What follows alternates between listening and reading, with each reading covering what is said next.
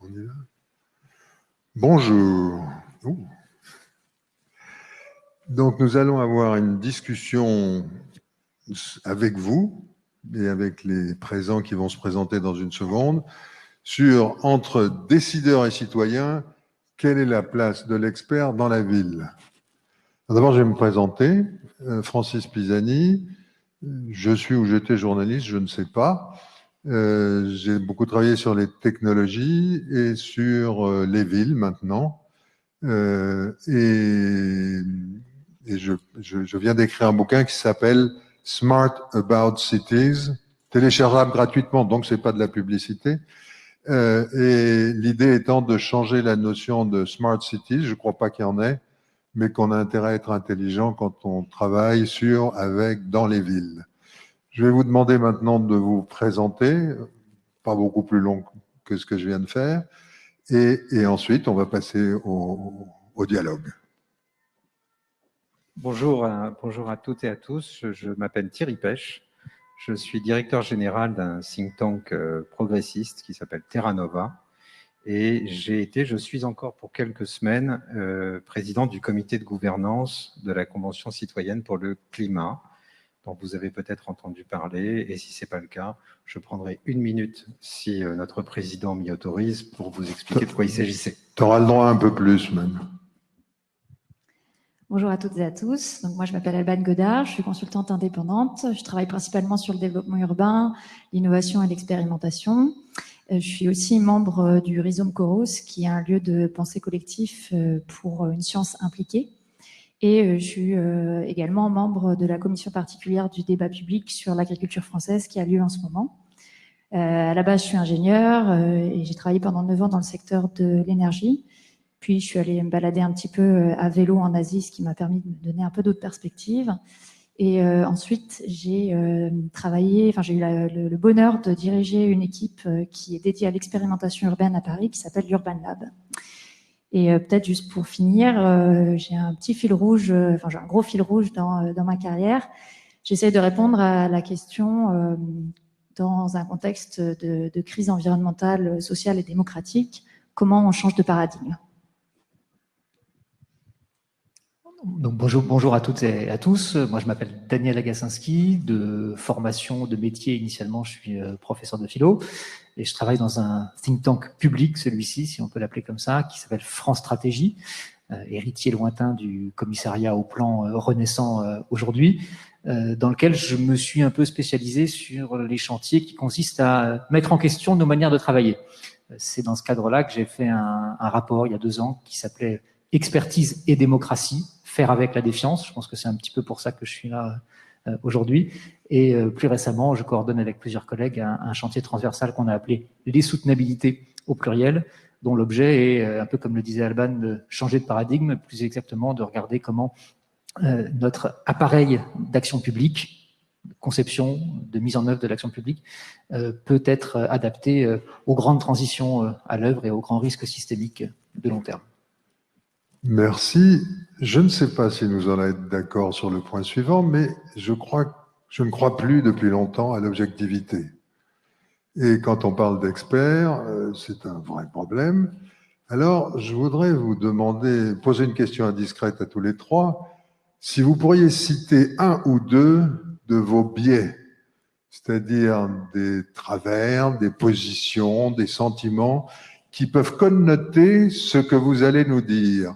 Par exemple, parce que tout le monde doit participer, un des miens, c'est que je privilégie toujours le changement sur la stabilité, ça peut aller trop loin.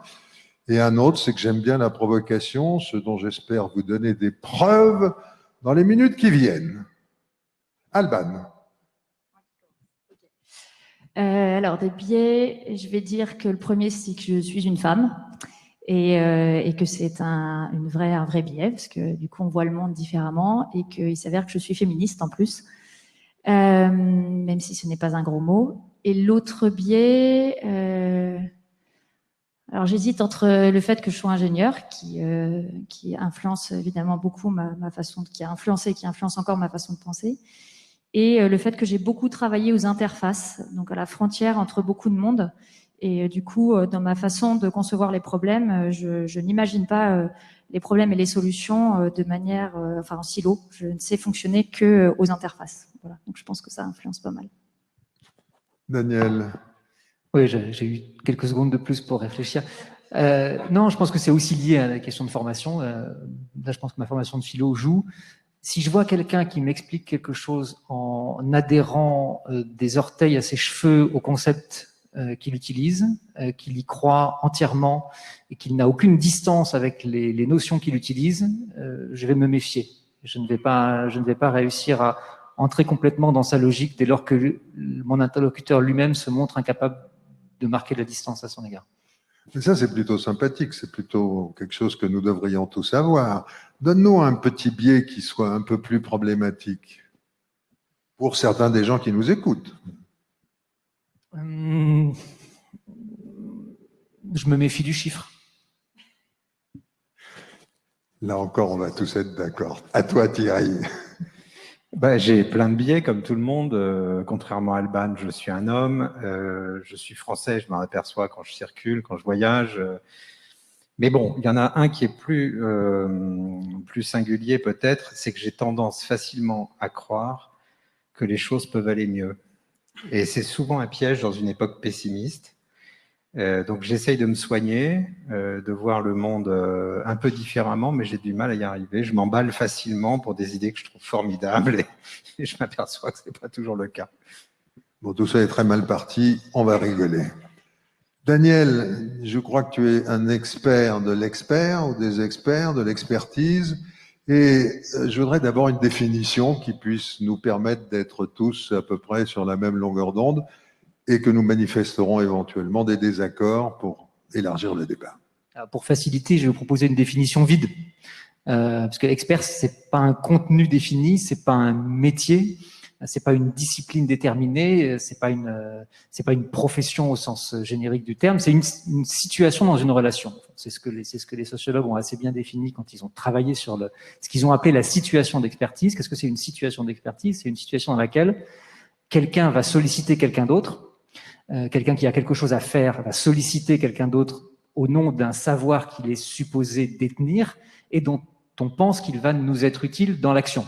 Ça peut aussi bien être moi qui vais appeler mon cousin qui s'y connaît bien en mécanique quand je dois changer une pièce de ma voiture que un décideur public quand il veut faire une réforme des retraites qui va demander à un macroéconomiste de lui faire des bouclages sur des hypothèses qu'il retient. Et donc c'est une situation, ce qui fait qu'on peut être amené tour à tour à être considéré comme expert, à être sollicité comme expert en fonction d'un savoir qu'on détient ou qu'on est censé détenir, et sans que ça présage du type de savoir qu'on détient. Et évidemment, ça instaure un rapport de pouvoir, puisque celui qui sollicite l'expertise reconnaît une forme de dépendance à l'égard de celui qui détient un savoir que lui-même n'a pas. Est-ce que ça n'a pas comme effet de contribuer à donner l'apparence de dépolitiser les choix publics? C'est presque parfois fait pour ça. C'est-à-dire que si j'ai un choix politique à faire, que je l'argumente en fonction de mes préférences, mes orientations, mes valeurs, je vais sans doute pouvoir convaincre ceux qui sont déjà d'accord avec moi. En revanche, si j'en construis un cadrage technique, si je construis une relation problème-solution en apparence le plus technique possible, je vais structurer potentiellement le débat sous la forme du there is no alternative en quelque sorte, c'est-à-dire que voilà le problème, voilà la solution technique au problème technique en quelque sorte, et je pourrais dire c'est pas moi qui dis qu'il faut faire ça, ce sont les experts. Et donc c'est un des usages possibles, c'est pas le seul. On l'a vu il y a pas très longtemps. Comment? On l'a vu il y a pas très longtemps. Sans doute, oui. Alban, dans nos échanges pour préparer cette table ronde, tu as posé cette question de le citoyen est-il un expert comme les autres ou l'expert un citoyen comme les autres? Qu'est-ce que tu entendais par là? J'entends que la position finalement du citoyen ou de l'expert ou du décideur, elle n'est pas si simple que ça. Si je vous donne un exemple, le citoyen, par exemple, on pourrait dire que c'est un expert de son environnement, de sa façon d'habiter, de son vécu, de ses voisins, de sa famille.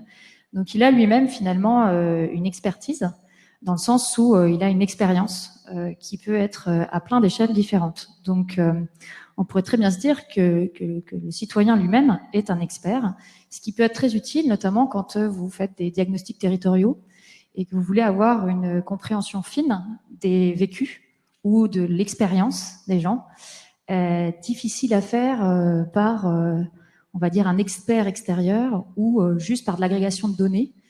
Par contre, en allant chercher cette expertise particulière du terrain, là, vous avez un vrai retour. Donc, on pourrait très bien se dire qu'en fait, il y a une expertise citoyenne. À l'inverse, il y a aussi beaucoup d'expertise ou de recherche qui se basent sur ce qu'on appelle maintenant de la science citoyenne, c'est-à-dire sur des réseaux de citoyens qui vont eux-mêmes générer de la connaissance et petit à petit de l'expertise. Vous prenez, alors ça se fait depuis très très longtemps en biologie, hein, je vous donne un exemple, toutes les campagnes de comptage des oiseaux.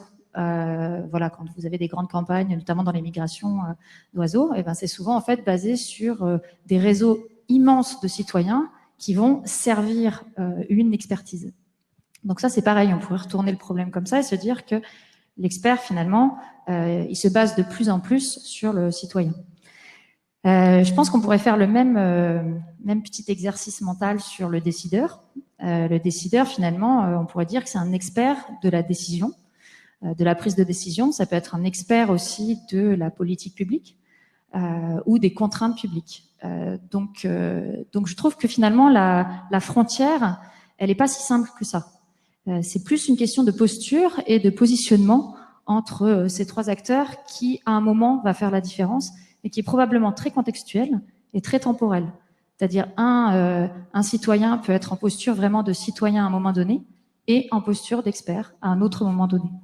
Comme l'expert peut être en posture de citoyen à un moment donné et en posture d'expert à un autre moment donné. Dans ton travail sur les villes, comment est-ce que tu as utilisé cette expertise citoyenne pour obtenir des améliorations? Un exemple. Je reprends l'exemple du diagnostic territorial. Alors, c'est vrai que quand je travaillais à l'Urban Lab, on identifiait à la fois pour l'évaluation de nos projets et pour la compréhension des enjeux des territoires sur lesquels on voulait agir, on mettait en place des diagnostics territoriaux sur lesquels on allait chercher l'expertise des citoyens sur leur lieu de vie, leur vécu, hyper important, leur vécu de la ville. Et à l'autre bout du spectre, donc ça c'était au début du processus, et à la fin du processus, quand on évalue des projets, on base une grande partie de notre évaluation sur l'appropriation par les usagers des expérimentations qu'on met en place dans la ville. Donc des projets pilotes, hein. Les expérimentations c'est des projets pilotes.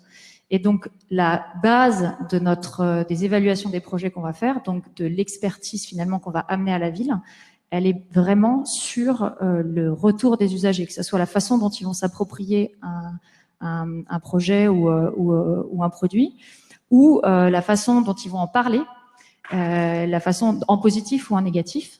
Et c'est ça qui va vraiment être la base de toute l'analyse. Thierry, comment est-ce que vous avez organisé à la CCC, la Convention citoyenne du climat, la participation des experts? Je pense que là, il y a une expérience plus large, très récente, et que si tu veux ajouter quelque chose à la définition, c'est très bien, mais qu'on peut passer à cette expérience pratique-là. J'ai quand même ajouté 2 remarques. Je n'essaie de pas être trop long, et puis je viens à ta question, Francis. La première remarque, pour moi, un bon expert, c'est pas simplement quelqu'un qui connaît quelque chose, c'est quelqu'un qui sait qu'il le connaît et comment il le connaît. On peut tous connaître beaucoup de choses, mais on n'est pas forcément conscient de ce qu'on connaît et on n'est pas forcément conscient des moyens avec lesquels on connaît ces choses. La deuxième, c'est que la démocratie est quand même un régime qui permet de surplomber les hiérarchies liées au statut de connaissance, d'experts, aux hiérarchies de richesse, aux hiérarchies des genres, que sais-je. La démocratie est fondamentalement un régime qui donne le pouvoir à ceux qui n'ont aucun titre, ni à gouverner, ni à être gouvernés. C'était la définition de Rancière, je la crois très juste. Alors, j'en viens à ta question. La Convention citoyenne pour le climat, elle a réuni 150 citoyens tirés au sort et représentatifs de la diversité de la société. Ils ont d'abord été tirés au sort, et puis ceux qui ont dit oui, après s'être vu proposer par hasard de participer, on les a sélectionnés sur des critères sociodémographiques. Il y avait là des gens qui n'avaient aucune expertise particulière sur le sujet sur lequel on les appelait à délibérer et discuter ensemble le climat, tu l'as rappelé. Quel était le niveau moyen des études, puisque c'est un des critères qu'on... Alors, en effet, parmi les critères, il y avait le niveau de formation. Et il y a aujourd'hui dans la société française 27%, 26-27% de gens qui n'ont aucun diplôme, c'est-à-dire aucun diplôme supérieur au BEPC, brevet des collèges. Et il fallait qu'il y ait la même proportion dans les rangs de la Convention. Donc vous aviez un quart de ces citoyens qui n'avaient aucune formation initiale au-delà du brevet des collèges. Ça ne veut pas dire qu'ils ne savaient rien, ça ne veut pas dire qu'ils n'avaient pas de compétences, mais la formation initiale était très basse. Et il y avait aussi un chirurgien orthopédiste, un architecte, etc. Et il fallait que ce groupe discute ensemble, travaille ensemble, produise ensemble un jugement, sinon une expertise. Et pour formuler ce jugement, ils avaient tous besoin de connaissances, de compétences, d'informations, et donc ils avaient besoin de ceux qui possédaient ces compétences et ces informations. Les experts, appelons-les comme ça d'un mot, ça va du paléoclimatologue, membre du GIEC, jusqu'à des gens qui ont des compétences plus techniques, qui sont des acteurs dans la société civile, l'économie ou autre.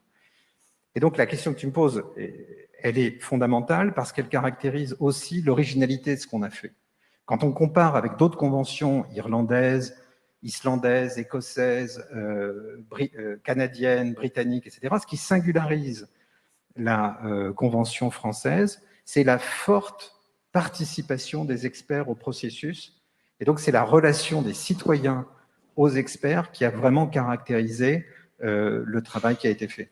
Quel serait le risque de ne pas avoir eu recours, ou quel aurait été le risque de ne pas avoir eu recours aux experts, à des experts?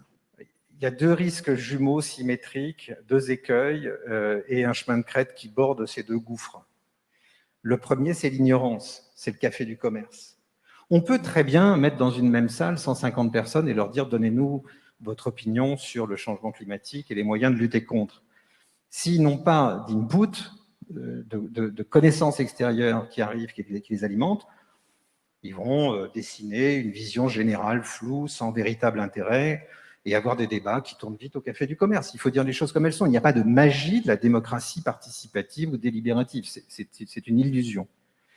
Mais il y a un gouffre symétrique qui est, quand on met des gens qui savent des choses devant des gens qui en savent beaucoup moins, eh bien l'emprise de l'expert sur les citoyens. Et c'est ce problème-là qu'on a dû affronter. Alors, comment on l'a affronté? En deux mots, il y avait des interventions extérieures, bien sûr, de gens très qualifiés, mais il y avait en même temps dans la Convention un bureau de fact-checkers, un réseau de chercheurs déployés en France, qui avait là 2 permanents, qui pouvaient être sollicités pour vérifier ce qui était dit dans les auditions au quotidien, d'une certaine façon. Donc il y avait une espèce de contre-pouvoir épistémologique, pour le dire d'un mot un peu savant, au sein de la Convention. Il y avait également un groupe d'appui de conseillers des citoyens, comme des politiques ont des conseillers. On ne se demande pas si, et on devrait pourtant, si les conseillers exercent une espèce de pouvoir d'emprise sur le décideur. Ça peut arriver pourtant. Mais là, on s'est beaucoup posé cette question sur les citoyens de la Convention. Je veux dire, ce qui a été très peu dit dans l'espace public, c'est que ces conseillers travaillaient uniquement sur mandat et uniquement de façon collégiale. Et lorsqu'ils n'étaient pas d'accord, ils disaient pourquoi ils n'étaient pas d'accord. Je ne veux pas être trop long, mais on a mis en place des procédures extrêmement précises pour s'assurer que le citoyen, celui qui n'a aucun titre ni à gouverner ni à être gouverné, pour reprendre la formule de Rancière, gardait la main en dernière instance sur ce qu'il recevait. Alban ou Daniel, est-ce que vous avez des questions à poser à Thierry dans le cadre de ce qu'il vient de nous expliquer, de la pratique que vous avez, j'en suis sûr, suivie? Oui, très, très rapidement. La question que j'aurais, c'est comment les citoyens ont vu évoluer au cours de leur participation leur demande d'expertise. Parce que les questions qu'ils adressent aux gens qu'ils peuvent auditionner ou aux gens qu'ils demandent à auditionner, elles ont forcément évolué au fur et à mesure de la démarche. Et où est-ce qu'ils en sont aujourd'hui? C'est-à-dire quelles sont les quel est le point auquel ils en arrivent sur ce qu'on sait, ce qu'on ne sait pas encore, ce qu'on aurait encore besoin de savoir. Et comment cette soif s'étanche ou s'alimente elle-même? Bon, d'abord, il faut rappeler une évidence pour ceux qui ont connu ce genre d'expérience, mais pas forcément une évidence pour tout le monde, c'est que ce travail délibératif long produit un résultat qui est beaucoup plus que la somme de ses parties. Il ne faut pas faire une addition, faire une multiplication. C'est-à-dire la courbe d'apprentissage d'un collectif bien organisé, bien alimenté et structuré avec des procédures qui le mettent à l'abri des principaux biais d'emprise. Cette courbe d'apprentissage, elle est phénoménale. Moi, j'avais l'habitude de dire que j'avais le sentiment que les citoyens lisaient une dizaine de livres à chaque week-end. Mais le mariage, le tressage du capital d'expérience, de vie quotidienne et des connaissances apportées de l'extérieur était un multiplicateur fantastique de compétences. Alors, au début, ils demandaient des informations générale sur le réchauffement climatique, ses perspectives, ses conséquences, ses manifestations présentes, etc. Les facteurs d'émission, bon, ça c'est la première phase. La deuxième phase, ça a consisté à demander à rencontrer des gens qui formulaient des propositions. Et des propositions souvent diamétralement opposées. Et il y a eu une troisième phase où ils avaient commencé à dessiner leurs propres propositions. Ils avaient besoin de vérifier des choses, de confronter, de frotter leur jugement à une contradiction. Voilà les trois temps que je dessinerai. Et aujourd'hui, où en sont-ils? C'est jamais fini. Ils sont, je crois, des quasi-experts pour beaucoup d'entre eux. Alors, la convention a été structurée en groupe de travail, en commission d'une certaine façon. Donc, les 30 qui travaillaient sur la mobilité connaissent très bien les questions de mobilité. Les débats qui commencent à sortir là sur la pondération de la fiscalité en fonction du poids des véhicules, c'est des trucs qu'ils connaissent sur le bout des doigts, beaucoup mieux que toi ou moi. Voilà, donc ils sont maintenant à un niveau assez avancé, mais c'est jamais fini. Voilà. Du coup, c'est plus une remarque pour rebondir parce que ça a touché justement à cette courbe d'apprentissage. Je pense que c'est ça qui est intéressant aussi dans les espaces un peu hybrides où justement on va croiser du citoyen avec de l'expertise. On le trouve aussi dans des systèmes de sciences citoyennes. Vous prenez par exemple un Télébotanica, donc qui est un projet de plateforme de botanique où il y a des très grands experts de la botanique, mais aussi des amateurs. Il y a plus de 35 000 amateurs. Et vous avez une coproduction de connaissances et une augmentation du niveau finalement global des membres de ce réseau qui est phénoménale parce que justement, il y a un échange qui se fait vraiment dans les deux sens finalement d'apprentissage entre l'expert et le citoyen amateur, on va dire, ou pas amateur du tout, juste qui vient par curiosité. Et je trouve que c'est ça qui est particulièrement intéressant aussi dans ces exercices, c'est de voir à quel point ça marche bien cette dynamique positive d'apprentissage. C'était plus un commentaire vu que vous venez d'en parler. Non, mais il faut aussi que les experts s'y prêtent et qu'ils aient la bonne attitude, parce que ça peut tourner vinaigre. Hein. Daniel, dans nos échanges, puisqu'on a eu des échanges tous les quatre pour préparer cette table ronde, tu soulignais un problème que je trouve très intéressant et très bizarre, enfin pas très bizarre, c'est la tendance éventuelle de certains experts d'inventer un problème pour coller la solution sur laquelle ils ont travaillé ou qu'ils ont à proposer sur le marché. Est-ce que tu peux nous développer un peu cette notion? Oui, pour faire vite, de même qu'on tu disais qu'on ne croyait pas à l'objectivité, pour une raison assez simple, c'est que les énoncés sont construits en fonction d'une question à laquelle ils doivent répondre.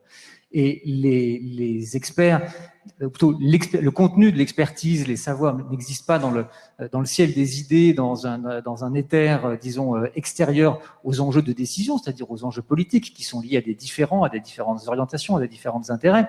Et quand on voit des ingénieurs ou des experts de toute discipline possible face à des projets, par exemple à des projets urbains, on voit une dialectique souvent subtile entre offre et demande d'expertise, entre construction de problèmes publics et construction de solutions publiques. Il y a un article que j'aime beaucoup, que je vous invite à regarder dans la revue française de sciences politiques de Philippe Zitoun sur l'histoire du tramway du sud de Paris, celui le premier qui a été inauguré par Delanoë en 2006. Tout ce qui raconte, ce qui est passionnant, c'est que au début, la RATP se dit, bon, on a cette petite ceinture ferroviaire là qui est un petit peu à l'abandon, qu'est-ce qu'on pourrait en faire d'utile? Est-ce qu'on peut désenclaver ce coin-là, limiter l'impact du côté radial, disons, des lignes de métro? Donc, on fait un projet de tramway dans les années 80 à cet endroit-là. Puis en 90, on se dit non, il faudrait plutôt prolonger le tramway 2 pour permettre aux banlieusards de rentrer plus facilement dans Paris. Donc, on a un trajet qui passe aussi par petite ceinture. Puis en 95, on a l'air qui étouffe, faire Paris qui alarme, et donc on dit bon, il faut commencer à réduire la taille de la voiture, et donc autre problème. Autre solution, construction d'un tramway sur les maréchaux. À cette couche-là se superpose toute une comment dire, des différents politiques entre le maire du 15e, Gali Dejean, le maire du 13e, Toubon à l'époque, qui ont des options différentes, et les ingénieurs se mettent à construire des solutions différentes de tracés de tramway en élaborant, disons, un cadrage des problèmes, selon que c'est la pollution, les banlieusards, le sud de Paris, qui aboutit à justifier finalement des tracés différents. C'est-à-dire que chacun, à la RATP, le service métro, le service bus, développe des argumentaires politiques pour pousser c'est un exemple assez banal finalement de l'interaction qu'il peut y avoir entre une solution technique à un problème politique, mais où, en quelque sorte, la solution va pousser le problème et pas uniquement le problème, la solution. Qu'est-ce qu'on peut tirer au fond de ce petit exemple de façon générale? C'est que, comme on le disait sur la question de l'objectivité tout à l'heure, il faut arrêter, si quelqu'un y croit encore, de croire qu'il y a une séparation stricte dans les énoncés entre faits et valeurs, descriptifs, prescriptifs, savoir, préférence et politique et expertise en quelque sorte. Le problème, c'est que cette distinction, c'est le fond de commerce de l'expertise. Pas forcément, disons pas de commerce, c'est la raison d'être de l'expertise. C'est-à-dire, moi, je vous apporte quelque chose qui est quelque part un peu au-dessus du débat politique entre les préférences et les opinions. Et donc, la seule solution, finalement, une fois qu'on accepte que tous ces énoncés, finalement, sont entremêlés, ça veut dire qu'il y a quand même du savoir, ça veut dire qu'il y a quand même des éléments de connaissance. Quand tu parlais tout à l'heure d'expertise ancrée dans l'expérience, quand l'expérience devient expertise, ça veut dire qu'elle est capable de parler un langage partagé et de ne pas se réduire simplement au vécu d'une personne. Donc c'est tout autour de ces procédures-là qu'il y a un travail à faire pour arriver à faire quelque chose de ces énoncés. Je pense que nous avons beaucoup parlé des experts, je sais que c'est le sujet. On va passer à des questions, on reviendra à notre conversation. Et la première question vient de quelqu'un qui n'est pas ici. Je lis. La définition du citoyen en tant qu'expert proposée par Alban Godard n'ouvre-t-elle pas la voie à un trop fort relativisme? De même, le citoyen étant un concept politique, celui du sujet démocratique, ce caractère même ne le positionne-t-il pas, par nécessité, au-dessus de toute expertise? Alban. Alors, je crois que c'est Howard Zinn qui le disait très bien. Il disait je vais pas. Je crois que je me suis noté une citation exacte de lui, mais en gros, il dit que les experts, enfin, c'est une idée fausse et une idée reçue de croire que les experts sont plus lucides et plus intelligents que les citoyens ordinaires. En tout cas, parfois ça se vérifie, parfois ça se vérifie pas. C'est pas toujours le cas. Donc, je crois qu'en fait, alors évidemment, hein, c'est du relativisme, oui. Mais je pense qu'il faut aussi se rendre compte que l'expertise, c'est quelque chose de très relatif. Parce que, en fait, vous pouvez être un expert d'un sujet. L'expert n'est pas objectif. Ça, c'est une autre idée fausse. Vous allez avoir quantité de biais. On en a parlé quand on s'est présenté. On a des biais d'où on vient, de notre histoire, de notre milieu social, du fait qu'on soit d'un certain genre ou pas. Enfin, qu'on soit d'un certain genre, pardon. Donc, je pense qu'il faut se rappeler aussi je crois que c'est Werner Heisenberg qui parlait de principe d'incertitude, qui est profondément ancré sur l'expertise, et accepter qu'il y a une certaine relativité de l'expertise. Tout comme je rejoins ce que propose cette personne qui a posé la question, il y a aussi un flou autour du concept de citoyen. Qu'est-ce que c'est le citoyen en fait? Est-ce que c'est quelqu'un qui habite, qui a la nationalité? Est-ce que c'est le touriste qui passe par là et qui a peut-être aussi des choses à dire? Comment est-ce qu'on définit finalement celui qui peut se positionner face à l'expert ou à côté ou face aux décideurs? Donc, je pense que c'est pas du tout, ça n'empêche pas du tout d'avancer, de se dire que c'est relatif. Je pense qu'il faut par contre bien avoir en tête moi, ce qui me paraît le plus fondamental, c'est plutôt une question de pluralité. Comment est-ce qu'on s'assure qu'en fait, on n'est pas concentré, on fait pas que avec l'expert et avec un seul expert, qu'on fait pas que avec le citoyen ou que avec le décideur.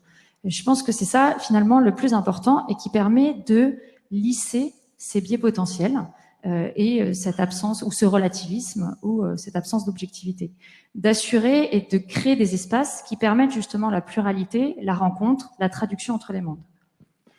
J'ai oublié de dire, et j'en demande pardon, que la question venait de Jules Capior.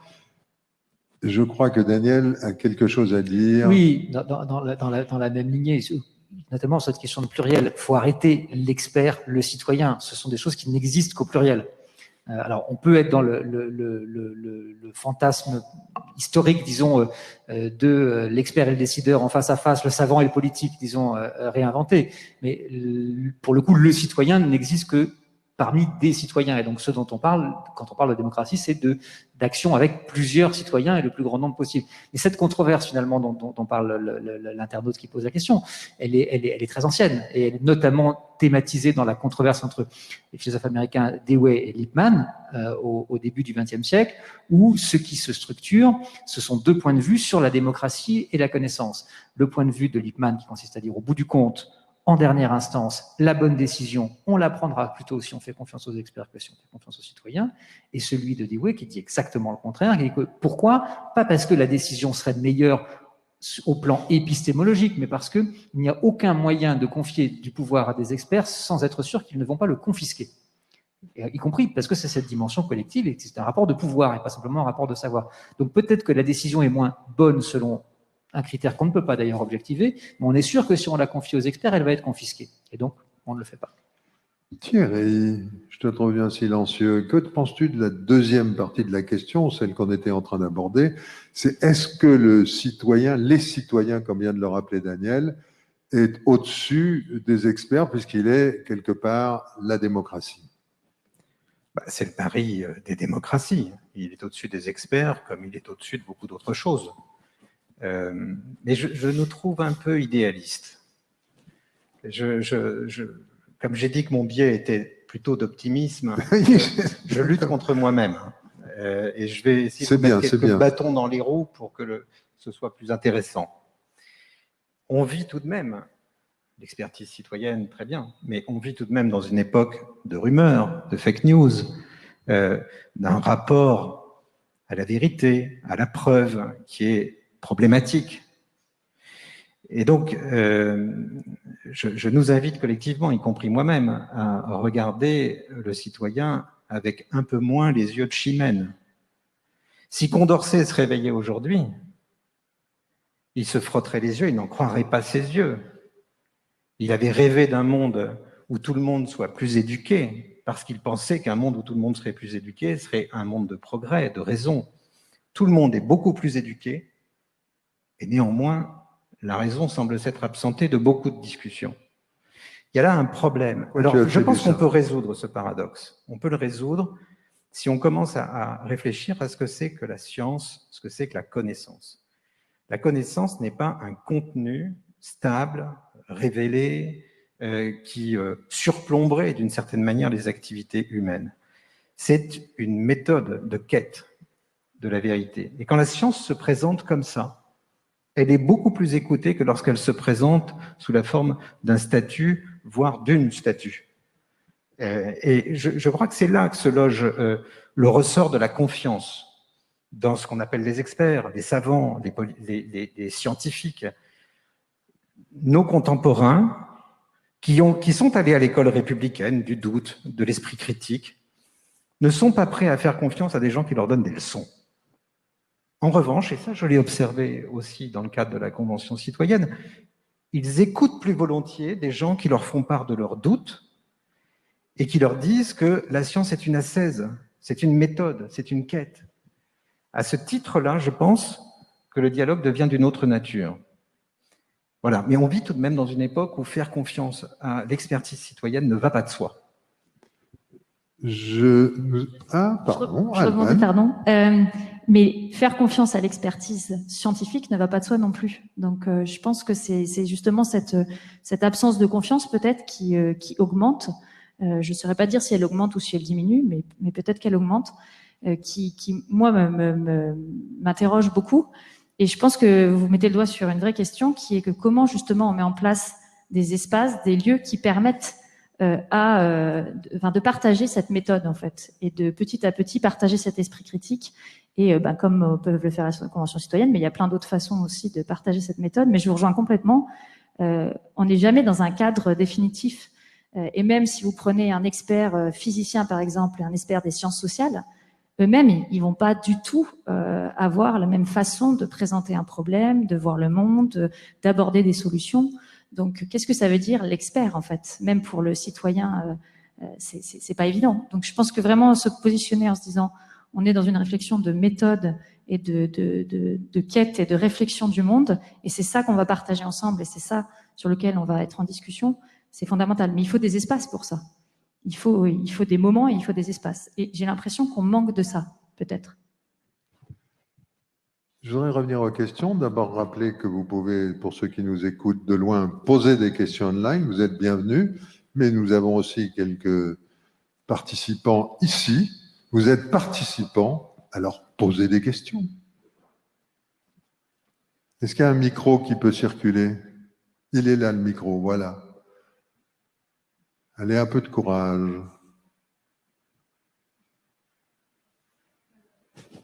Est-ce que tu peux aller là, s'il te plaît?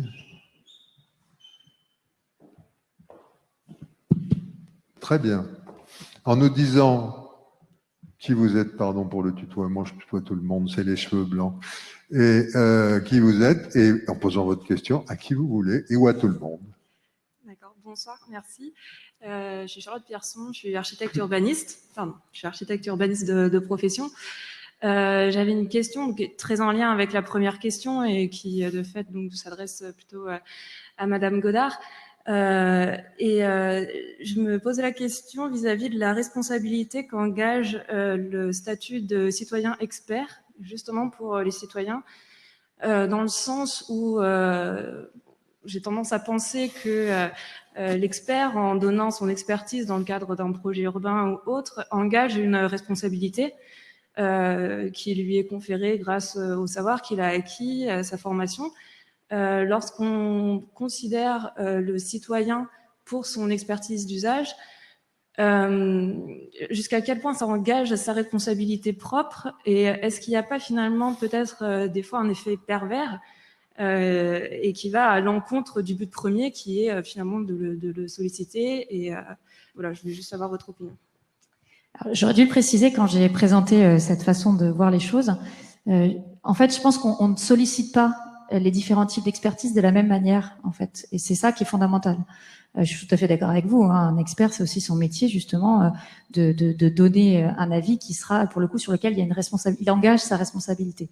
Ça sera beaucoup plus, pas du tout de la même, au même niveau quand on va aller chercher de l'expertise citoyenne ou baser des choses sur de la science citoyenne. D'ailleurs, quand vous prenez les projets de sciences citoyennes, souvent il y a des pare-feux en fait qui sont mis. Il y a des systèmes de vérification, soit par d'autres citoyens qui habitent dans des endroits similaires, soit donc justement plutôt par un effet de nombre. Donc on va se dire en fait il y a une personne qui fait cette constatation et puis toutes les autres qui en font une autre. Peut-être qu'il y a un biais ou qu'il faut qu'on comprenne, ou alors vraiment des systèmes de vérification par l'expertise.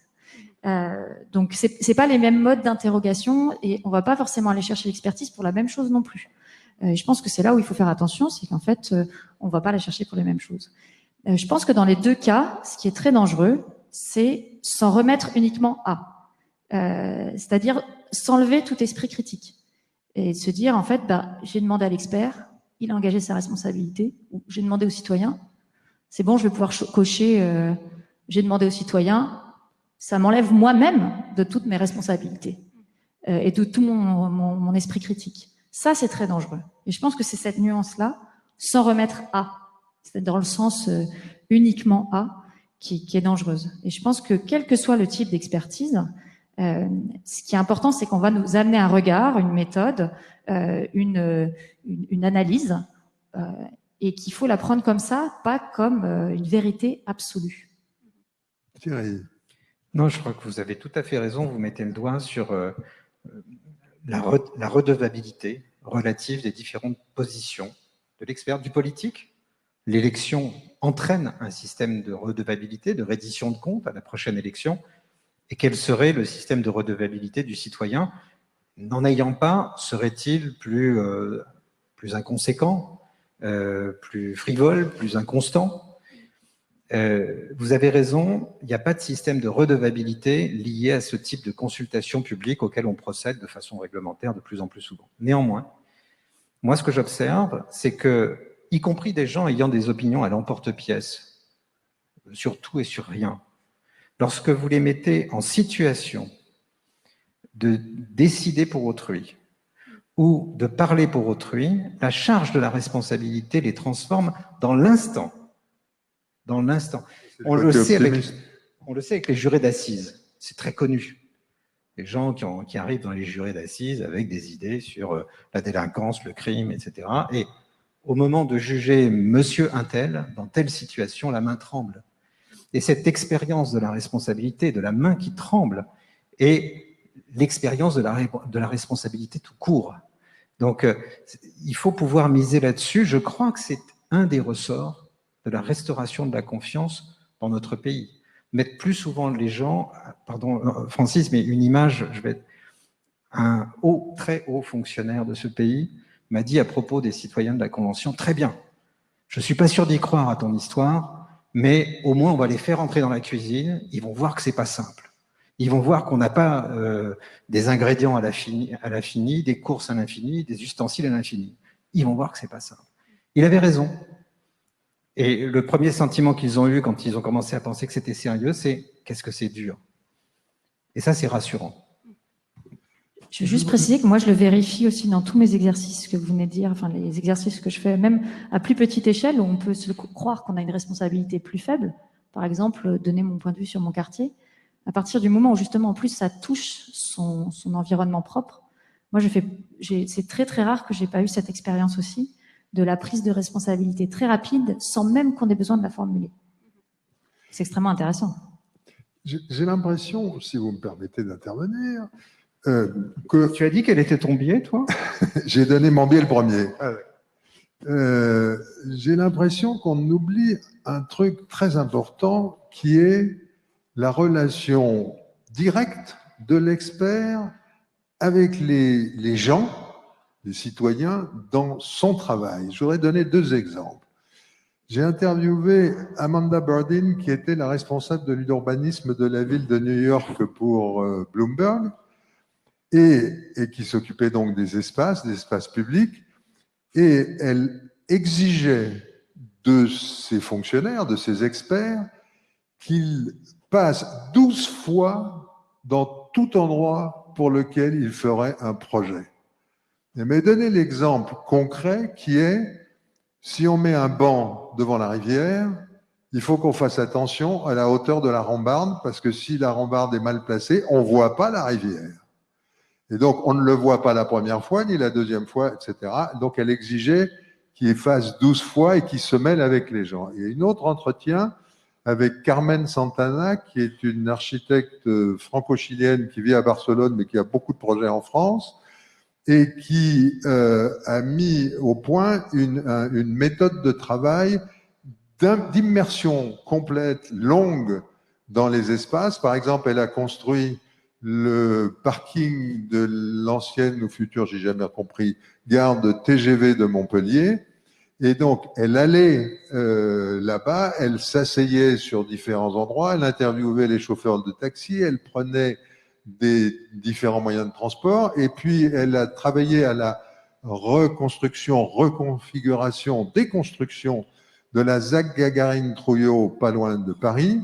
Et là encore, elle écoutait les gens et elle avait même trouvé des gens ressources. Qu'est-ce qu'elle appelle les gens ressources? Le commerçant qui se rend compte, par exemple, que madame Intel, qui n'est plus toute jeune, n'est pas venue depuis 3 jours, elle demande à quelqu'un d'aller voir si elle va bien. Et donc, il y a toute une façon de procéder possible et à la portée de l'expert, qui consiste à écouter les gens qui peut-être n'ont pas, on peut hésiter à dire qu'ils sont des experts, qu'ils ont une connaissance, en tout cas ils ont une pratique.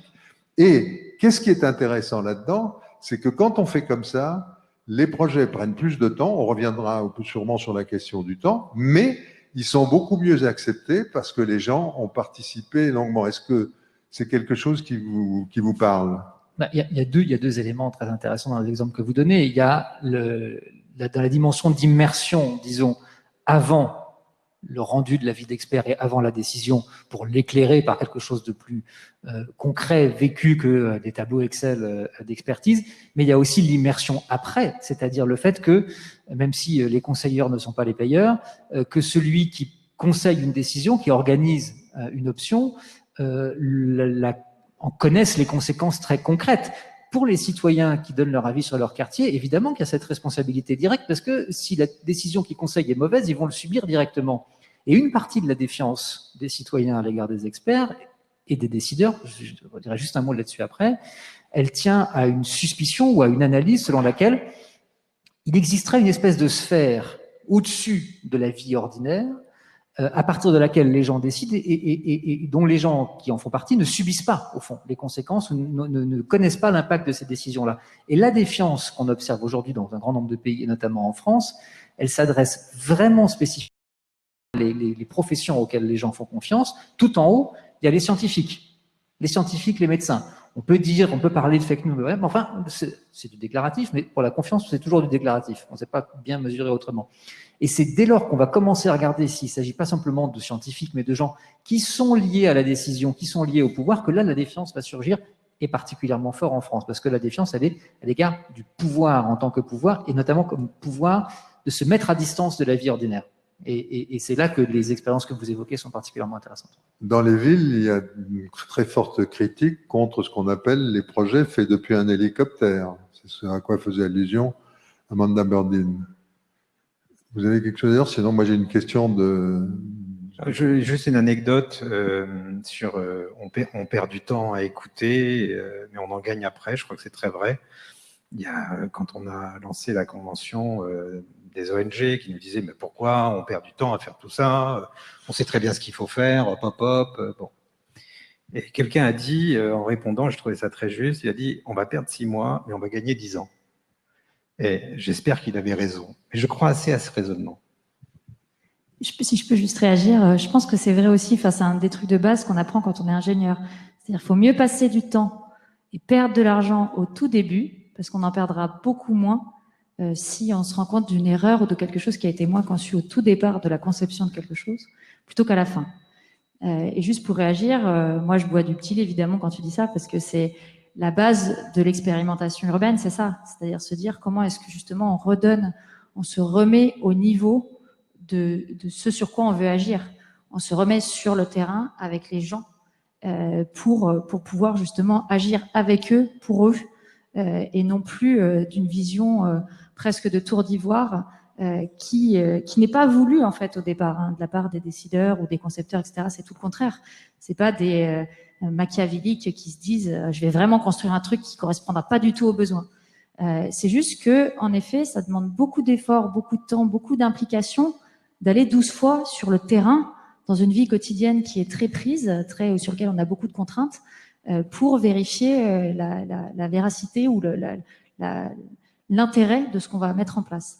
Donc ça nécessite une vraie implication et une vraie volonté politique de gens à des positions qui peuvent le faire, comme des Amanda Burdin, dont par ailleurs je suis une grande fan, donc je suis très contente que tu la cites, pour justement pouvoir impliquer et donner l'autorisation aux gens qui font ou aux experts de justement se remettre dans cette dynamique. Ça dit, c'est très joli, mais il y a une question derrière ça qui est une question d'argent. Je pense que notre ami architecte urbanisme peut en parler, parce que quand j'ai interrogé Carmen Santana, elle m'a dit le problème, c'est que je fais ça avant d'avoir le contrat. Et donc je fais ça à mes risques et périls. Et je dois faire miroiter le fait qu'éventuellement ça se passera mieux et donc il gagne de l'argent. Donc pour faire ça, il faut du temps, il faut des conditions, j'espère qu'on y reviendra tout à l'heure, mais il faut aussi, dans certains cas, des conditions économiques qui permettent d'intégrer ça dans le processus lui-même, qui n'a pas été du tout ton problème. Mais la question qui suit est quelque chose qui t'intéresse, c'est une question qui vient du web et de l'Internet, suivant comment on parle, nous on définit. Le GIEC, le groupe international des experts du climat, si je ne me trompe pas, est l'un des groupes d'experts les plus aboutis au monde. Dans sa philosophie, il a toujours refusé d'être prescriptif pour n'être que pertinent. Malgré cela, on perçoit une évolution chez certains pour déborder ce rôle face à l'inaction des politiques, face au changement climatique. Qu'en pensez-vous? L'expertise doit-elle devenir politique? La question est posée par Alistair Pasquier. Alors là, oui, la question vise moins l'expert, c'est-à-dire celui qui dispose d'un savoir pour l'action, que la science. C'est un petit peu différent. Le GIEC est en effet, je partage complètement ce qui est dit par Alistair, c'est ça? Alistair. Je partage complètement ce qui est dit là. C'est un modèle extrêmement abouti. D'ailleurs, je crois qu'il faut le reproduire sur d'autres sujets, sur la biodiversité, même sur des questions économiques et sociales. Et c'est vrai, ils se sont comportés en scientifiques. Et la science, c'est l'école du doute. C'est la forte conscience de ce qu'on ne sait pas, des moyens qu'on peut mettre en œuvre pour trouver des preuves. Et ils ont en plus montré leur démarche. C'est ce à quoi je suis le plus sensible dans ce qu'ils font. Ils ont des conclusions, naturellement, et des conclusions tout à fait préoccupantes. Mais ils montrent aussi les limites de la connaissance.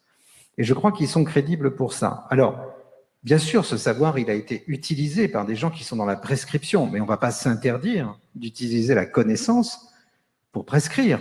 Je crois que les travaux du GIEC ont vocation à être utilisés par les politiques, par les citoyens, par les démocraties, et c'est très bien. Donc je comprends moins la fin de la question. Il ne me semble pas qu'on doive absolument rester dans un registre descriptif.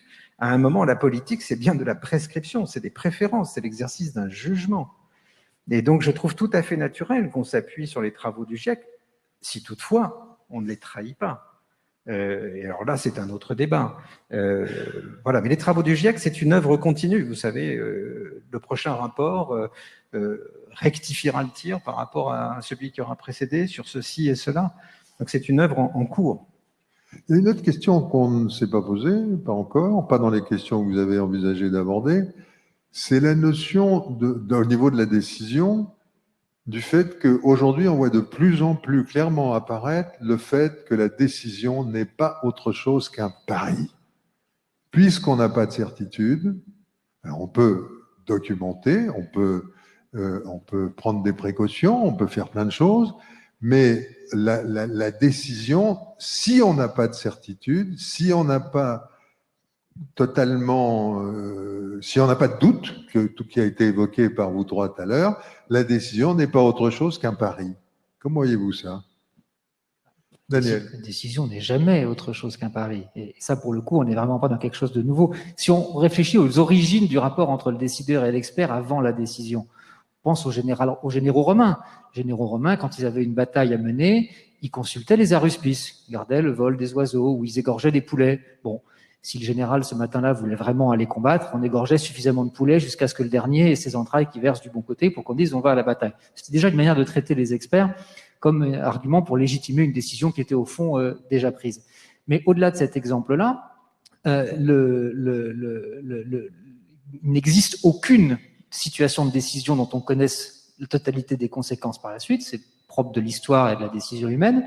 Simplement, ce qui est intéressant, c'est le petit écart qu'il y a, enfin le gros écart qu'il y a entre le statut de l'incertitude dans la politique, dans la décision, et le statut de l'incertitude dans la science. Et là, il y a beaucoup de confusion entre les deux. Évidemment, le politique aurait envie, même comme citoyen, comme acteur, on aurait envie que les connaissances, la science, nous donnent une certitude quant à l'action qu'on va accomplir. Et donc, on a envie de réduire autant que possible. Mais le scientifique, s'il n'a pas envie de se faire instrumentaliser, il va mettre en avant ces incertitudes. Le problème, c'est que s'il met en avant ces incertitudes, il risque d'être ignoré pour cette raison. Il dit, bon, il y a 60% de chance pour que ce scénario se produise. Mais attendez, moi, j'ai pas besoin de 60% de chance, je veux savoir si ça va marcher ou si ça va pas marcher, il répondra le politique. Et donc, on a cette épistémologie de la décision, plutôt cette anthropologie de la décision et cette épistémologie en général, qui sont légèrement décalées. Et ce qui est très intéressant avec le GIEC, justement, c'est que c'est une interface. C'est pas uniquement la République des savants, c'est pas l'ONU, c'est un groupe intergouvernemental d'experts sur le climat. C'est ce I qui est très original, finalement, et dont l'objet clé est le résumé pour décideurs, c'est-à-dire ce dont les décideurs des différents pays ont besoin en termes de connaissances et en termes de certitude suffisante pour savoir comment agir. Et là où je serais un peu en décalage avec ce que dit l'internaute tout à l'heure, ça n'existe pas prescriptif, descriptif comme quelque chose de radicalement hétérogène. Le fait induit une norme. Le beaucoup devient vite le trop. Et notamment en matière de climat, les seuils et les limites dans la façon dont ils sont exprimés, même si c'est purement descriptif, invitent à l'action et est articulé à ça. Il n'y a pas, dès lors que le groupement existe, il existe pour l'action, de ce point de vue-là. Je voudrais juste, avant que tu continues, j'ai une remarque, c'est que Alistair Pasquier, qui était donc l'auteur de la question tout à l'heure, souhaite préciser qu'elle parlait de certains membres du GIEC qui débordent ce rôle face à l'inaction des politiques. Tu voulais dire quelque chose? Non, je voulais dire, cette question, la décision est un pari, a fortiori en politique, mais dans nos vies aussi. Il y a une des plus grandes œuvres de la littérature française qui ne parle que de ça, c'est le tiers-livre de Rabelais. Panurge veut savoir s'il doit se marier, et il n'arrive pas à décider. Il se dit, si je me marie, je risque d'être cocu, si je me marie pas, je risque d'être seul. Donc il va consulter tous les experts de la Terre, des cartomanciens, des juges, des gens qui lisent dans les entrailles des poulets. Il n'arrive à aucune conclusion. Il fait son grand voyage vers la Chine pour aller consulter l'oracle de la Dive Bouteille qui finit par lui dire le problème, c'est toi. Bon. Donc, bien sûr, c'est toujours un pari. Mais on peut, et là, c'est la différence, me semble-t-il, entre une décision politique et une décision personnelle, on peut et on doit en expliquer les termes. Singulièrement aujourd'hui, singulièrement dans le contexte d'incertitude de la pandémie, on ne sait pas grand-chose. Et néanmoins, on doit décider. Le caractère tragique de la décision politique est là tous les jours. Mais pourquoi le politique ne pourrait-il pas expliquer l'hésitation, les termes, les options et dire, voilà, finalement, on prend ce choix-là, parce que nous sommes légitimes à choisir, parce que vous nous avez élus, parce que nous vous avons écoutés, mais qu'au moins on ait cet exposé collectivement des possibles qui s'ouvrent à nous, et des zones d'ombre et des incertitudes et des ignorances très nombreuses que nous avons sur la situation. Il me semble que dans cette situation si dramatique que nous traversons, la politique doit se retremper dans les eaux de la modestie, de l'explication, de la pédagogie, et ne pas penser que lorsqu'on prend un micro parce qu'on est élu, il faut absolument convaincre tout le monde qu'on sait ce qu'il faut faire et qu'on sait où on va. Je voudrais juste réagir. Je pense que, moi, ce que j'entends dans la question d'Alistair aussi, c'est que ça pose la question de la responsabilité du décideur, finalement. Sa responsabilité, c'est en effet de faire le pari de la décision et d'analyser les risques et les conséquences potentielles aussi des risques pris. Mais c'est ça aussi être décideur. Enfin, je veux dire, si toutes les décisions étaient comme une équation mathématique extrêmement claire et logique et sans aucune alternative, eh ben on aurait besoin que de mathématiciens, pas de décideurs. Je pense qu'il faut aussi se rappeler ça.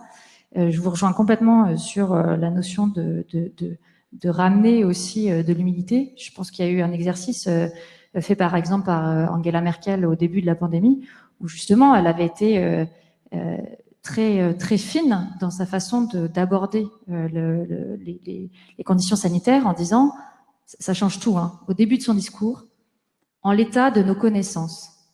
En l'état de nos connaissances, voilà ce que nous vous proposons. Et elle était tout à fait honnête par rapport au fait que ça pouvait évoluer.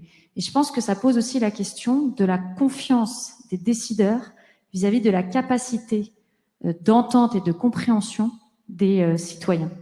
Alors je vais le dire de manière très abrupte, il faut arrêter de prendre les citoyens pour des peureux, des idiots qui peuvent rien comprendre. Et je pense que là, il y a un biais aussi qui est fondamental. Donc on rejoint la question de la défiance dont parlait Daniel tout à l'heure. On n'a pas de gens qui nous acceptent de nous dire qu'ils font des paris et les médias ne vont pas beaucoup mieux. Oui. Vous avez une question, pourriez-vous nous dire qui vous êtes et poser votre question? Voilà, moi je suis donc Florence Ménez, moi je suis donc ingénieure et géographe. Donc un mélange un peu spécial également.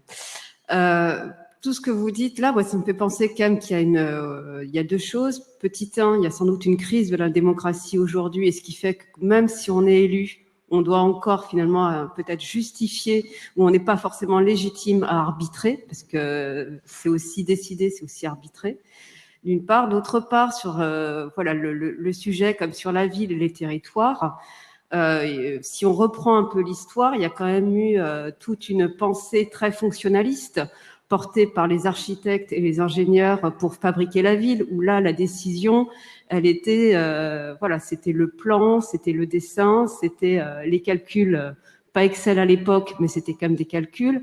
On a bien vu que ce modèle-là, je ne vous refais pas l'histoire de la politique et de la ville, mais que ça a conduit quand même à un certain nombre de dysfonctionnements, et qu'aujourd'hui, faut changer le modèle. Et le modèle où on laisse place à l'expert, à l'ingénieur, à l'architecte, il est dépassé, et qu'il y a bien cette question aussi d'usage. Donc deux choses. La première chose, crise de la démocratie. Deuxième chose, la question des usages, qui devient aussi importante que des questions techniques et également économiques. Qui va répondre? Alban. Je peux commencer notamment sur la deuxième partie. Alors, moi, je suis tout à fait d'accord avec vous, et d'autant plus que, au départ, moi, j'ai été formée dans cette culture aussi du rôle et de la puissance de l'expert technique, notamment. Et je pense qu'il faut déconstruire ça, et il faut notamment le déconstruire dans les écoles d'ingénieurs, dans les écoles d'architectes, et que je suis pas certaine qu'on y soit encore. Et ça ne diminue pas l'intérêt de ces métiers ou de ces voies professionnelles. Pas du tout. Au contraire, je pense que ça les transforme de manière extrêmement positive et beaucoup plus intéressante. D'aller se confronter à une pensée moins unique, c'est quand même beaucoup plus intéressant que d'avoir quelque chose d'assez normé. Donc, je vous rejoins. Je pense que ça évolue un peu. Alors, je suis probablement... Peut-être j'utilise le biais de Thierry sur l'optimisme. Je suis moi-même optimiste. Je le prête volontiers. Donc, moi, j'ai l'impression que ça évolue. Je l'ai vu beaucoup dans mon métier d'expérimentation urbaine. C'est la base de ce métier, de justement pouvoir se dire, il n'y a pas une équivalence, mais en tout cas, il y a on écoute. Enfin, on va positionner tout le monde à peu près au même niveau. Il n'y a pas l'expert au-dessus du citoyen, au-dessus du décideur. Il y a quand même beaucoup de villes, notamment, qui mettent en place des procédés de ce type-là. Alors, ça prend du temps, parce qu'en plus, on est dans le temps urbain qui est toujours très long. Ça va prendre encore plus de temps de se diffuser dans les politiques d'aménagement, notamment dans les grands acteurs industriels et publics. Mais il y a quand même des signes qui sont très positifs qui vont vers ça. Donc, je dirais plutôt sur une note optimiste. On va essayer de faire un peu plus court parce qu'on a encore plein de questions à aborder. Daniel voulait dire quelque chose. Oui, et très court aussi. Donc, cette crise de la démocratie, si on l'articule à ce dont on parle, on peut remonter de niveau et évoquer une crise de la rationalité, finalement, au sens large. C'est-à-dire que après un monde dominé par une rationalité qu'on peut appeler technique ou instrumentale, d'articulation technique des moyens et des fins, on voit bien, dans notre rapport à la technique en général, cette crise des fins, disons, et cette impasse dans laquelle on se trouve en disant, voilà, on a développé autour de notre corps un appareil technique considérable. Est-ce qu'on en veut encore? Est-ce qu'on en veut encore plus? Mais le problème, c'est que si c'était si simple de remettre en question ce fonctionnement-là et de revenir sur la rationalité technique, on le ferait. Le problème, c'est qu'on en est très largement dépendant. On le voit typiquement, pour rejoindre la question démocratique, dans le rapport des démocraties avec le numérique aujourd'hui, où le savoir dans les États, dans les décisions publiques à l'égard du fonctionnement numérique est très très largement insuffisant parce qu'il a été développé dans les entreprises du numérique. Et de ce point de vue-là, on voit comment quelque chose qui est tout à fait fondamental dans le fonctionnement de nos sociétés aujourd'hui, et même dans notre rapport à la connaissance, au collectif, à la décision, à la vie en général, échappe de plus en plus à la délibération collective, pas simplement aux politiques en tant que décideurs, mais à la capacité des citoyens et des décideurs publics à influencer, orienter la façon dont on vit avec ces choses-là. Je voudrais qu'on passe à une question suivante qui est, on a parlé d'une façon très très générale, on s'est inspiré beaucoup de l'expérience de la Convention citoyenne. Dans quelles conditions est-ce qu'on peut répéter l'expérience à d'autres niveaux, et notamment, puisque c'est quand même le sujet qui nous intéresse ici, au niveau des villes, des quartiers? Et comment est-ce que tu vois, toi Thierry, à partir de ton expérience, ce qu'il faut prendre en compte pour se rapprocher du terrain? D'abord, la démocratie est née dans les villes et la plupart de ses formes connues, y compris les plus récentes, sont nées dans les villes. Et donc, les conventions nationales n'ont pas précédé des exercices délibératifs et citoyens au niveau des villes, elles leur ont succédé. Les premières expériences ont eu lieu à ce niveau-là. Et il faut les poursuivre. Et j'ai envie de dire que les expériences nationales, maintenant, peuvent apporter leurs enseignements aux expériences locales. Je suis en train d'y réfléchir, d'ailleurs, de voir comment on pourrait monter une espèce de kit minimal pour faire délibérer des citoyens tirés au sort sur des territoires, comme ça se fait d'ailleurs déjà dans un certain nombre de villes. Moi, je crois beaucoup à cet ancrage local, singulièrement sur les questions écologiques, parce que beaucoup des leviers de la transition écologique sont dans les mains des collectivités locales. Le plan local d'urbanisme, pour l'artificialisation des sols, pour la qualité des constructions, etc. Les mobilités, c'est dans les mains des collectivités. Les plans locaux, les PAT, les programmes agricoles-territoriaux, c'est dans les territoires aussi. Donc c'est là que ça se passe, en grande partie, la transition écologique. Or, c'est un des grands défis, non pas des années, mais des décennies qui viennent. Donc je crois beaucoup à ça. Mais il y a tout de même un point d'insatisfaction sur l'ensemble de ces expériences. Qui en est l'initiateur? L'initiateur en est toujours le politique. Il est légitime à ça, je n'ai pas de problème avec ça. Mais pourquoi n'imaginerions-nous pas une initiative citoyenne passant par exemple par le droit de pétition? Il y a un article 72A, B, je ne sais plus, dans la Constitution, en tout cas c'est le 72, qui crée un droit de pétition permettant à des citoyens ayant réuni un certain nombre de signatures qui n'est pas défini parce que la loi d'application n'a jamais été votée. Donc cet article ne sert à rien. Mais j'ai tout de même plaisir à vous le faire connaître si vous ne le saviez pas. Si on appliquait cet article, eh bien, des citoyens pourraient, en nombre suffisant, se réunir pour obliger l'Assemblée délibérante locale à se saisir d'un sujet pour au moins en discuter. Eh bien, ce mécanisme-là, quelle que soit l'échelle à laquelle on l'imagine, permettrait à cet exercice de trouver sa propre initiative, sa propre force. Et je pense que ce serait une bonne chose. Alors, par rapport à ça, il y a la notion de l'initiative et puis il y a la notion du tiers de confiance. Par exemple, à Rennes, ils avaient un problème très simple et qu'on retrouve dans pas mal de villes dans le monde. Ils avaient un pic à 8h02 du matin, des gens qui voulaient prendre le métro, il y avait une seule ligne de métro. Alors, ils ont dit, il faut construire, les experts ont dit, il faut construire une deuxième ligne de métro. Le coût, je ne vous en parle pas. Et qu'est-ce qu'ils ont fait? Ils ont créé un truc qui s'appelle le bureau des temps, qui a été répercuté, enfin repris dans d'autres endroits, et ils ont demandé aux gens de regarder pourquoi il y avait un pic. C'est un pic d'un quart d'heure en fait, hein, et on le retrouve dans toutes les questions de transport. Et alors, ils ont été voir les hôpitaux, ils ont été voir les universités, ils ont été voir les grandes entreprises, ils leur ont dit, on a un problème là. Et les gens leur ont dit, c'est votre problème, c'est pas le nôtre, c'est la municipalité, c'est l'initiateur. Et ils ont dit non, parce que si on fait une deuxième ligne de métro, ça va coûter cher à tout le monde. Que se passerait-il si vous, par exemple, à l'université, c'est ce qui a fini par se faire, vous faisiez rentrer les étudiants de première année à 8h moins le quart, les étudiants de deuxième année à 8h, les étudiants de troisième année à 8h15, etc. Et comme ils n'étaient pas directement les responsables de l'université, des grandes entreprises, des hôpitaux, ils ont assumé un rôle de tiers de confiance qui a marché.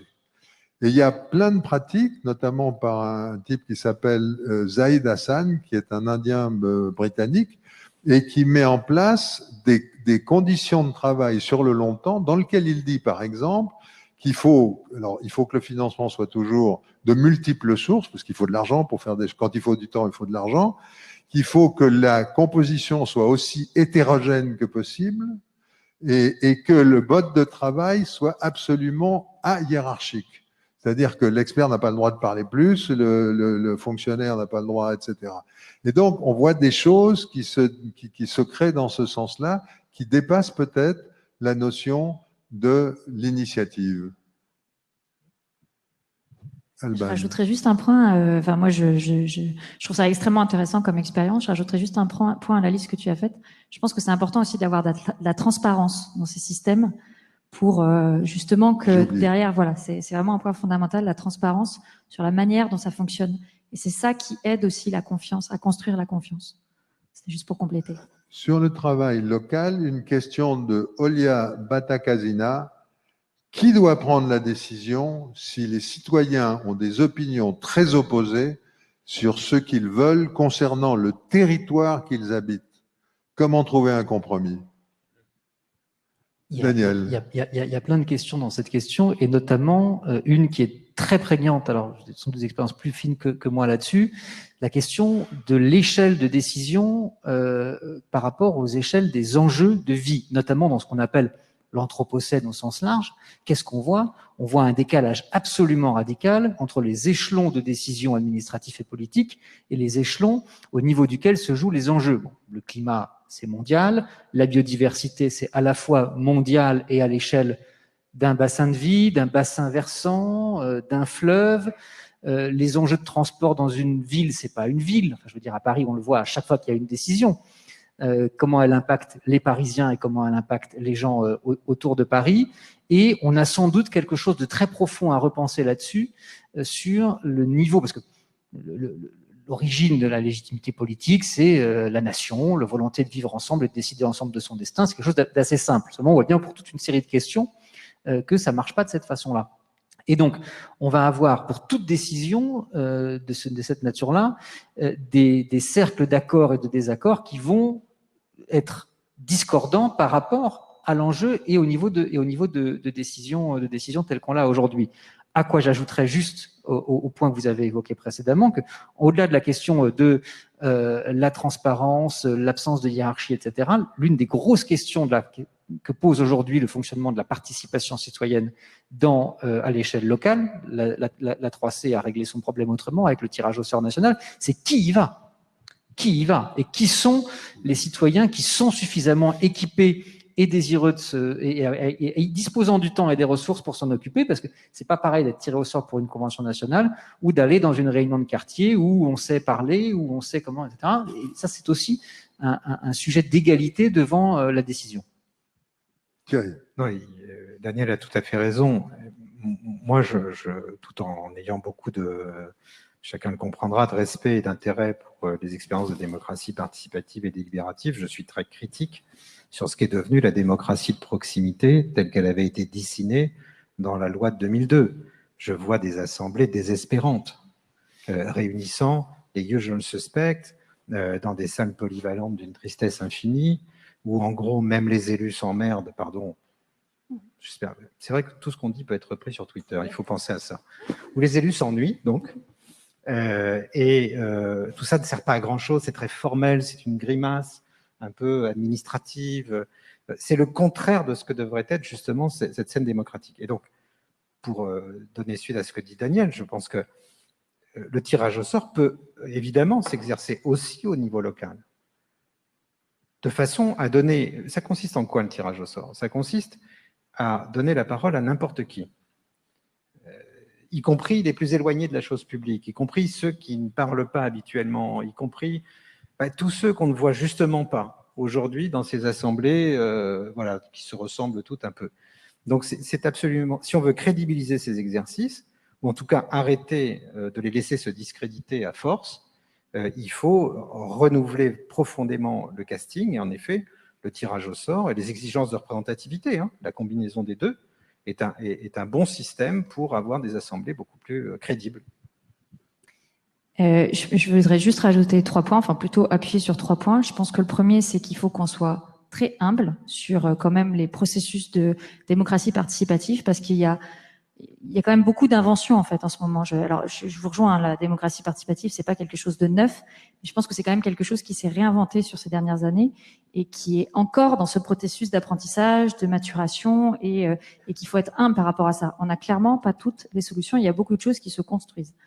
Le deuxième point, c'est qu'il faut évidemment, alors j'ai exactement le même constat, je pense que c'est pas une révélation, il y a beaucoup de processus où en fait on voit toujours les mêmes, parce que aussi ces processus ont finalement tous le même cadre.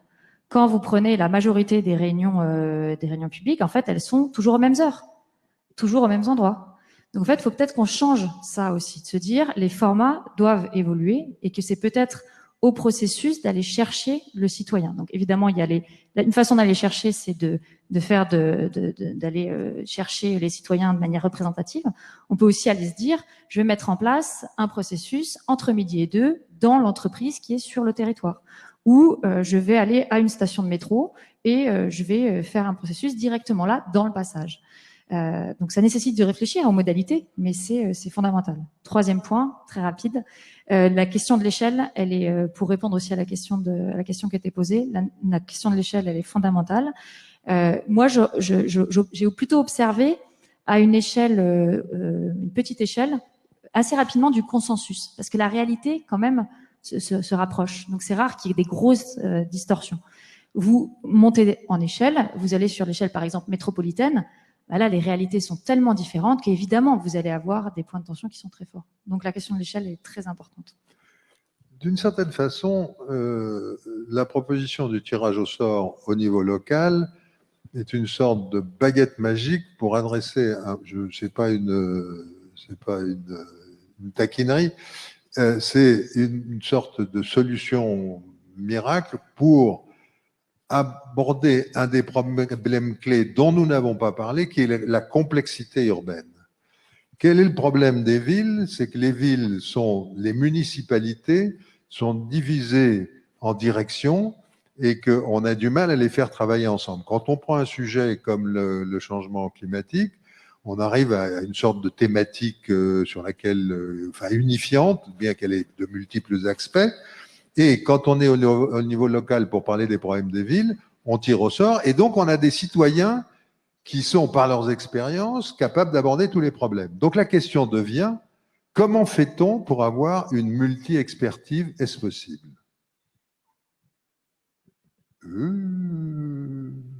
C'est pas une taquinerie, c'est une colle. Et alors, les experts, un embarras. là, allez, les experts!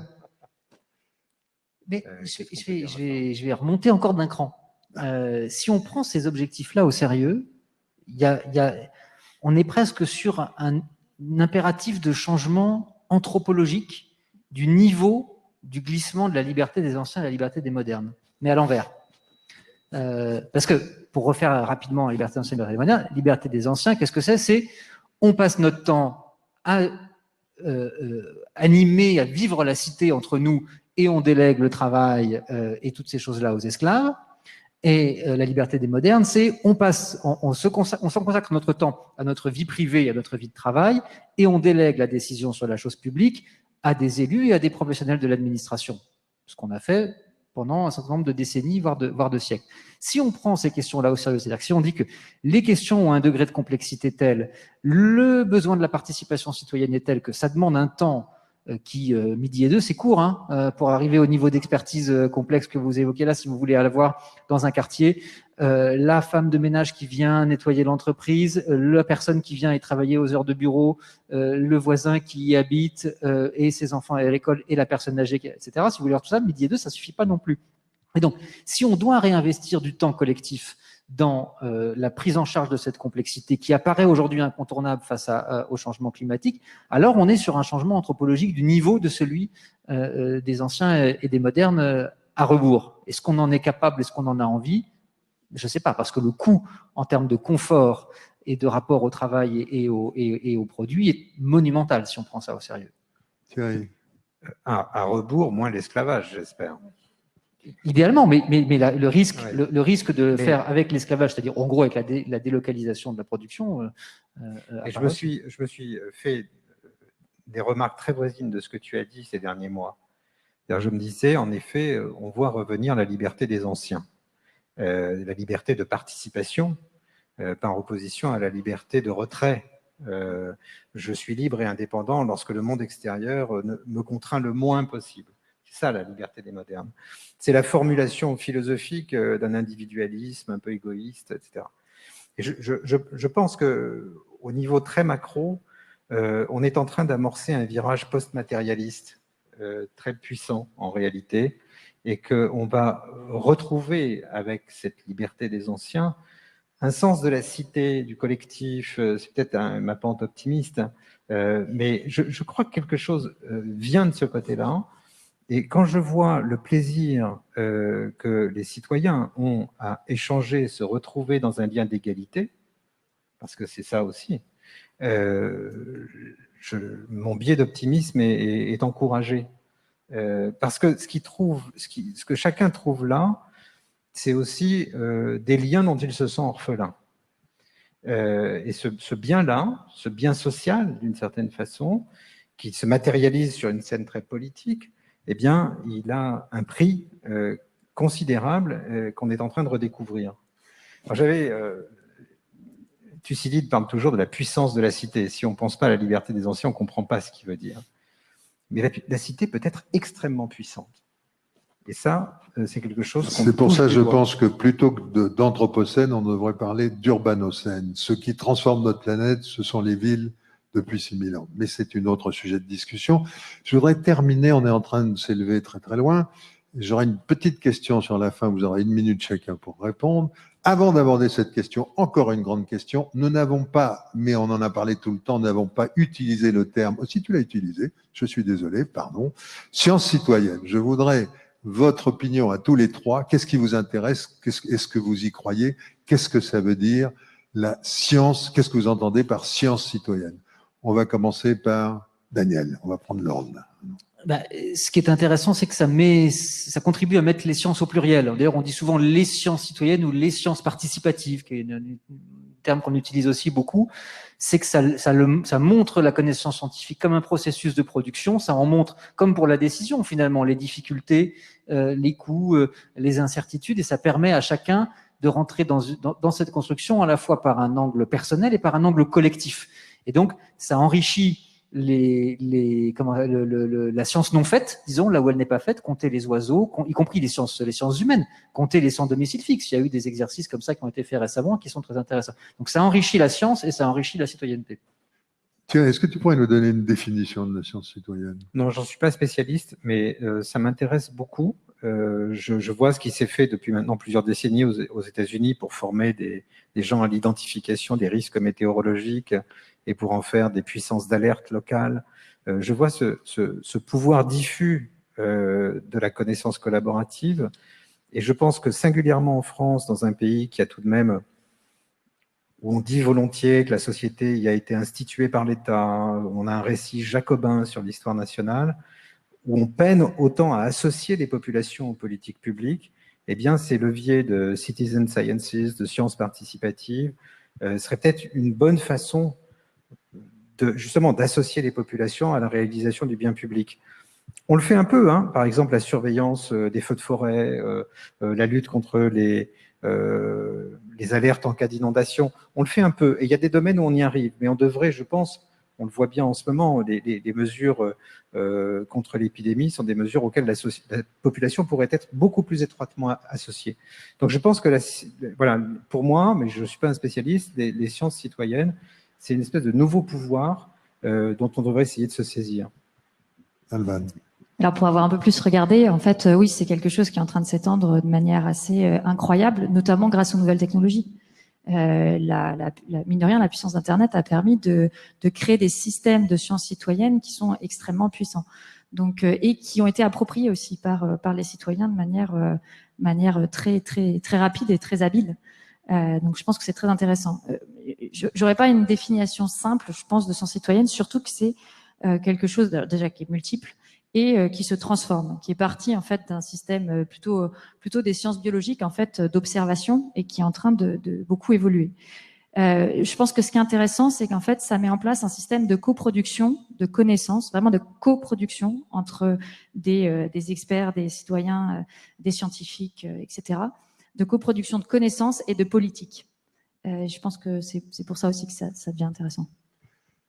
Pour terminer, je voudrais qu'on remette les pieds sur terre un tout petit peu, et je voudrais de chacun d'entre vous un conseil ou une suggestion ou une remarque ou un désir concernant comment, de par vos expériences de cette discussion que nous venons d'avoir, qu'est-ce que vous donneriez comme conseil pour faire un projet local dans lequel on mettrait en relation mieux les connaissances, la science et les citoyens dans un cadre démocratique. Quelque chose de concret, donc pour passer du niveau national ou international au local, à l'urbain.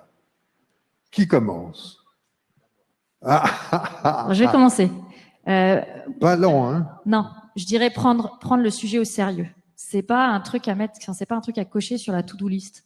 C'est prendre le sujet au sérieux, le faire de manière ambitieuse et se dire qu'il va falloir mettre des moyens et du temps, quelle que soit l'échelle où on le fait. Sinon, ça vaut pas la peine de le faire en fait. Si c'est pour cocher une case participation citoyenne sur la to-do list, ça n'a aucun intérêt. Donc le faire avec ambition et avec un vrai engagement. Des moyens et du temps. Daniel. Une table, du café, un sourire, du temps. Thierry. On est dans le concret. Ah, c'est bon, ça. Moi, je crois qu'il faut faire le pari que pour que la confiance se diffuse des citoyens aux politiques, il faut qu'elle descende des politiques aux citoyens de temps en temps, et que ces initiatives-là sont une manifestation de la confiance que les pouvoirs font aux citoyens, parce que les citoyens aujourd'hui ont quand même beaucoup de raisons de penser qu'on ne leur fait pas tellement confiance. Les présents, on ne vous a pas beaucoup entendu. Une remarque, une question, une remarque. Si vous voulez bien aller au micro. Je ne sais pas comment ça marche. Qui êtes-vous? Je suis Florence Reynaud, je suis directrice d'un conseil de développement. C'est une grosse instance de démocratie participative. Un peu plus fort ou un peu plus près du micro. Pardon. Donc, je dirige, c'est pas pratique, le truc est trop, voilà. Je dirige une instance de démocratie participative sur une métropole, une petite métropole. Donc, j'entends tout ça avec beaucoup de gourmandise et parfois, alors moi aussi j'ai des biais, c'est plutôt le biais du pessimisme, mais ça c'est l'expert que je suis et l'agent territorial qui s'exprime avec son devoir de réserve que j'aurais mis de côté. Donc oui, il faut du temps, il faut beaucoup d'argent parce que la participation, ça demande de l'argent, donc on n'en a jamais. Donc on a beaucoup de temps, surtout celui des agents qui sont chargés de ça. Donc ça, c'est quand même un vrai sujet.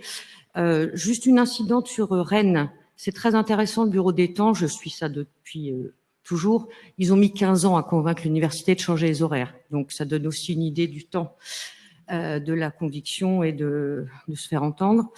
Je ne sais plus pourquoi je voulais... Oui, si, dans vos recommandations, et je pense qu'il manque une donnée essentielle que vous n'avez pas évoquée, c'est l'open data. L'open data, c'est quand même la façon qu'ont les citoyens et ceux qui entendent y contribuer au débat public, d'avoir accès aux informations pour justement nourrir ce débat public. Et les collectivités locales, alors l'État moins évidemment, mais les collectivités locales sont extrêmement en retard sur l'open data. Elles le voient comme sans doute comment dirais-je, quelque chose de dangereux et quelque chose qui conteste la légitimité de la démocratie représentative. Et donc moi je crois que tant qu'on n'aura pas, vous parliez de sciences participatives, de co-construction, l'open source c'en est l'alimentation d'informations par les citoyens sur des plateformes d'open source, c'est de l'open data. Et les collectivités territoriales ont un pouvoir énorme, elles détiennent des savoirs considérables financés avec l'argent public. C'est de la donnée qu'on doit donner aux citoyens, et ça ne marche pas, ça. Je vous remercie. Je voulais vous demander de terminer sur une question et sur une insatisfaction. Nous n'avons pas parlé de l'open data. C'est vous qui avez eu le dernier mot avec une question parfaite. Nous nous retrouverons pour en parler peut-être. Merci à tous ceux qui sont venus, merci à vous trois, et merci à tous ceux qui nous ont suivis depuis loin. À très bientôt.